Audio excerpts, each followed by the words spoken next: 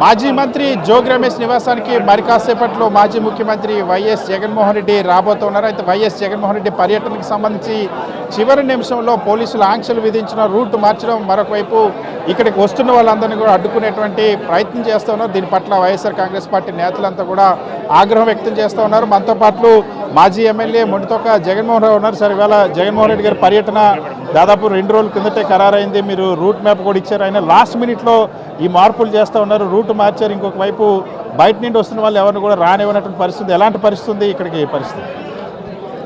జగన్మోహన్ రెడ్డి గారి ఈ పరామర్శకి రావడం దీంట్లో రెండు విషయాలు. ఒకటి, జగన్మోహన్ రెడ్డి గారి మీద ఉన్న ఆదరణ, ఈ ప్రభుత్వం మీద ఉన్నటువంటి వ్యతిరేకత.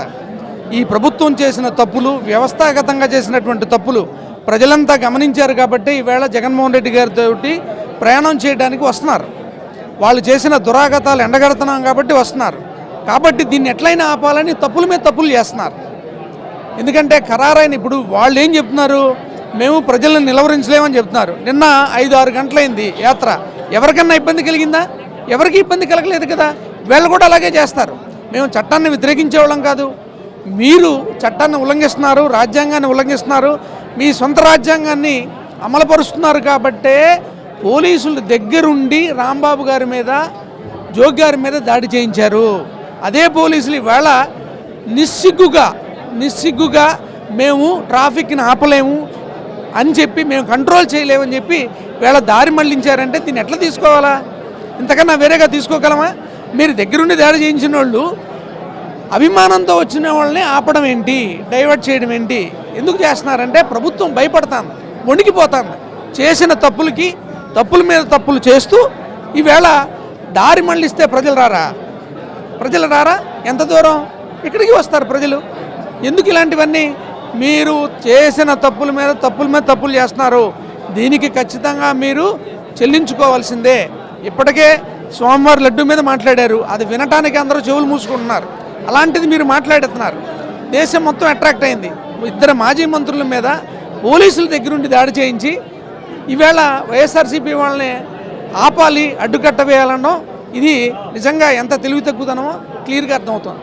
ఖచ్చితంగా ఎంతమంది ఆపినా, ఎన్ని ఆంక్షలు పెట్టినా సరే జనం ఖచ్చితంగా వచ్చి తీరుతారని చెప్తున్నారు. మనతో పాటు జగ్గంపేట ఆ సమన్వయకర్త తన్నీర్ నాగేశ్వరరావు, ఇవాళ మీ ప్రాంతాల నుండి కానీ చుట్టుపక్కల ప్రాంతాల నుండి ఎవరిని రానివ్వకుండా అడ్డుకుంటా ఉన్నారు. ఇంకోవైపు రూట్ మ్యాప్ కూడా చివరి నిమిషంలో మార్చారు. ఈ ఆంక్షలన్నింటినీ ఎలా చూస్తున్నారు? ఆంక్షల్ని అధిగమించేటువంటి పరిస్థితి ఉందా లేదా?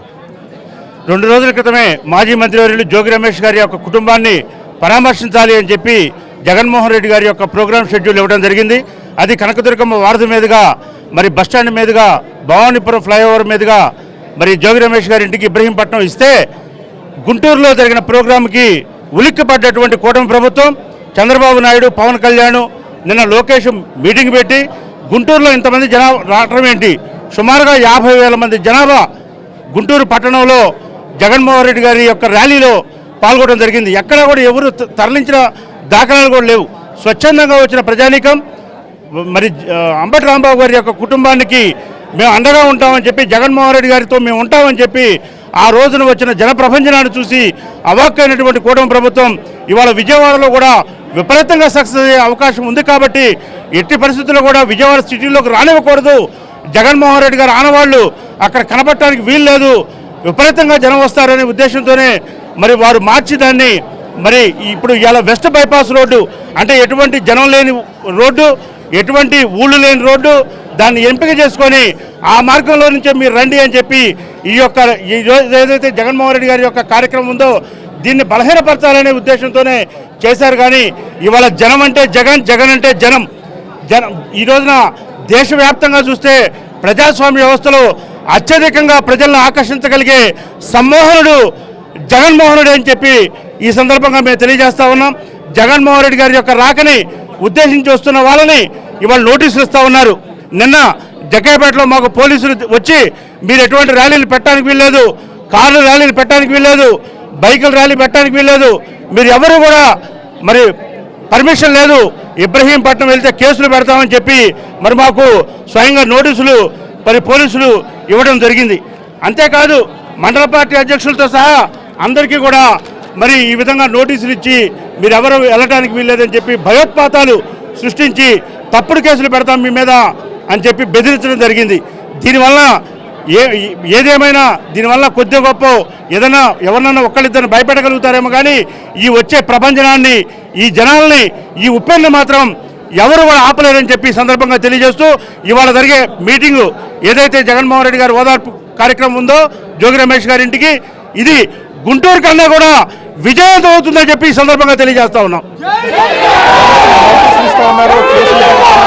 బెదిరిస్తూ ఉన్నారు, ఆటంకం సృష్టిస్తున్నారు, అయినా సరే జనం వచ్చి తీరుతారంటే మనతో పాటు మాజీ ఎమ్మెల్యే నల్లగట్ల స్వామిదాస్ ఉన్నారు. వచ్చేటువంటి మార్గంలో ఈయన అడ్డుకున్నారు, ఈయనకి నోటీసులు ఇచ్చారు, ఈ ప్రాంతం నుండి ఎవరిని రానివ్వకుండా చేశారు. సార్ ఎలాంటి పరిస్థితి ఉంది, మీరు దారిలో ఎలాంటి పరిస్థితిని ఫేస్ చేసి వచ్చారు? మీరు వచ్చేటప్పుడు కూడా మీ కార్యకర్తలు మీ వాళ్ళని కూడా అడ్డుకునేటువంటి పరిస్థితి కదా? మామూలుగా రాత్రి 10:30 ప్రాంతంలో పోలీసులు వచ్చి నోటీస్ ఇవ్వటం జరిగింది. మళ్ళీ ఉదయాన్నే నేను బయలుదేరేటప్పటికి ఇంటికాడ పోలీసులు ఉన్నారు. తర్వాత సబ్ ఇన్స్పెక్టర్ గారు వస్తున్నారు. అప్పుడు దాకా మీరు వెళ్ళొద్దండి అని చెప్పి అక్కడ ఆపారు గ్రేట్ కార్డ్ని. తర్వాత మా జెడ్పీటీసీలు, మండల పార్టీ ప్రెసిడెంట్లు, మా వాళ్ళు లీడర్స్ వరకు ర్యాలీగా వెళ్ళట్లేదండి, మేము మా లీడర్స్ వరకు వెళ్తామని చెప్పినా కానీ అక్కడ చాలామందిని ఆఫ్ చేయటం జరిగింది. అక్కడ నుంచి మళ్ళీ బయలుదేరిన తర్వాత టోల్ గేట్ కాడ, బాడవ టోల్ గేట్ కాడ ఆపేశారు.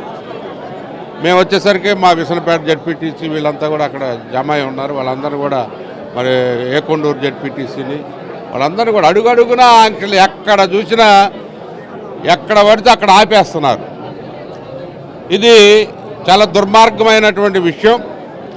మేము ర్యాలీయే లేదు, ఇండివిజువల్గా కొంతమంది లీడర్స్ వరకే వస్తున్నారు కాబట్టి ఆ లీడర్స్ని, కనీసం లీడర్స్ని కూడా కదలలేని పరిస్థితుల్లో మనం చూస్తూ ఉన్నాం.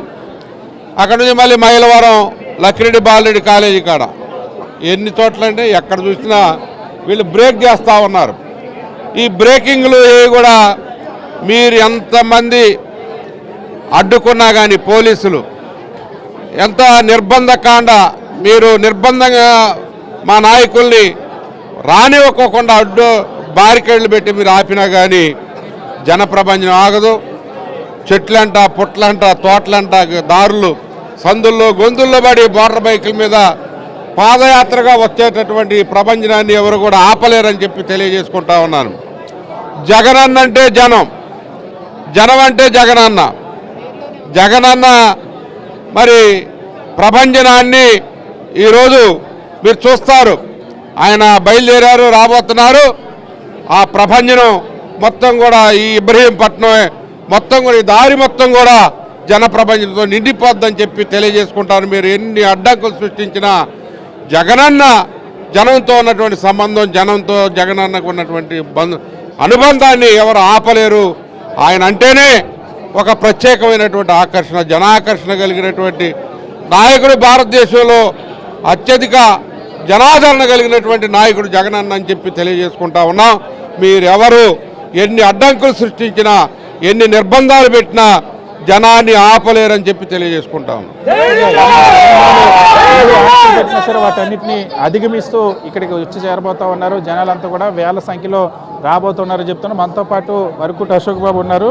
సరే ఇవాళ ఈ ఆటంకాలు మొన్న జరిగినటువంటి గుంటూరులో అటాక్ కానీ, తర్వాత జోగి రమేష్ నివాసంపై జరిగిన అటాక్ కానీ, అటాక్ జరిగినప్పుడు పోలీసులు స్పందించుకున్న జగన్మోహన్ రెడ్డి గారు వచ్చినప్పుడు మాత్రం ఆంక్షల మీద ఎక్కువగా కాన్సన్ట్రేట్ చేస్తున్నారు. ఎందుకంటే నమస్తే అండి, ఈ దారి మళ్లించడం అనేది చంద్రబాబు నాయుడు గారికి, ఈ కూటమి ప్రభుత్వానికి పూర్తిగా ఎప్పుడు కూడా దారి మళ్లించడం అనేది చేస్తూ ఉంటారు. నిన్న మనకి ఎక్కడైతే గుంటూరులో అంబటి రాంబాబు గారిని పరామర్శకి వెళ్తూ ఉంటే ఈ జన ప్రపంచనాన్ని చూసి కూటమికి కోసాలు కదిలిపోయినాయి. కూటమి ప్రభుత్వానికి కోసాలు కదిలిపోయేసరికి మరలా భయపడిపోయి ఇప్పుడు దారి మళ్లించడం జరుగుతూ ఉంది. ఈవీఎం ట్యాంపరింగ్ మీద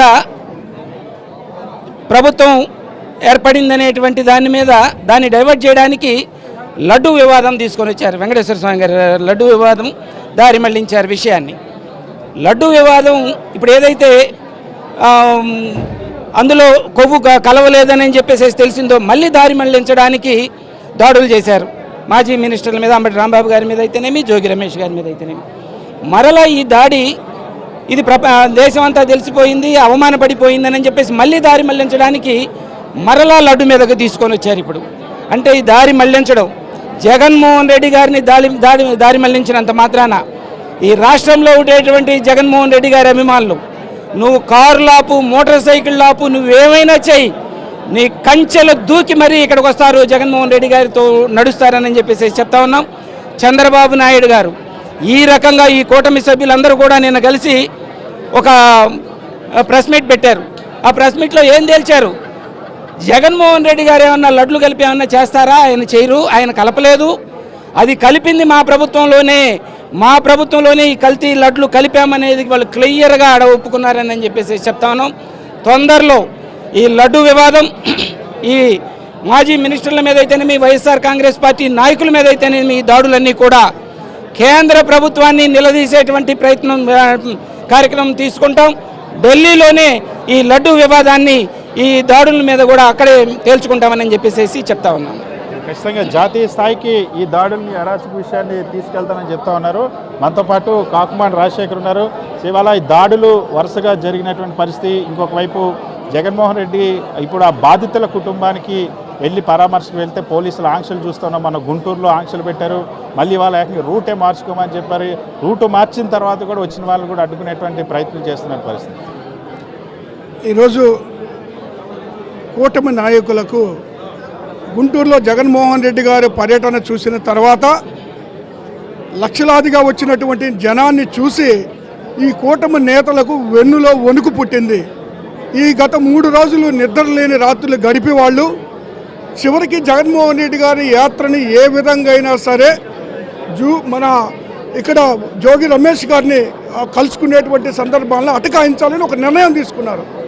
అందులో భాగంగానే జగన్మోహన్ రెడ్డి గారు ప్రజల మధ్యలో నుంచి రాకుండా, విజయవాడ నడిబొడ్డు నుంచి రాకుండా బైపాస్లో వచ్చేందుకు వాళ్ళు కుట్రమని రూట్ మార్చడం జరిగింది సడన్గా. ఏది ఏమైనా జగన్ అంటే జనం, జనం అంటే జగన్. జగన్మోహన్ రెడ్డి గారు ఎక్కడున్నా సరే, ఏ ప్రాంతం నుంచి వస్తున్నా సరే, అది బైపాస్ అయినా సరే లేదా టౌన్లో నుంచి వస్తున్నా సరే, జగన్మోహన్ రెడ్డి గారిని ఫాలో అవడానికి ప్రజలు సిద్ధంగా ఉన్నారు. ఒకటి గుర్తుపెట్టుకోమని కోరుతా ఉన్నా నేను, అరచేతితో సూర్యోదయాన్ని ఆపే దమ్ము, ధైర్యం ఏ ఒక్కరికి లేదు.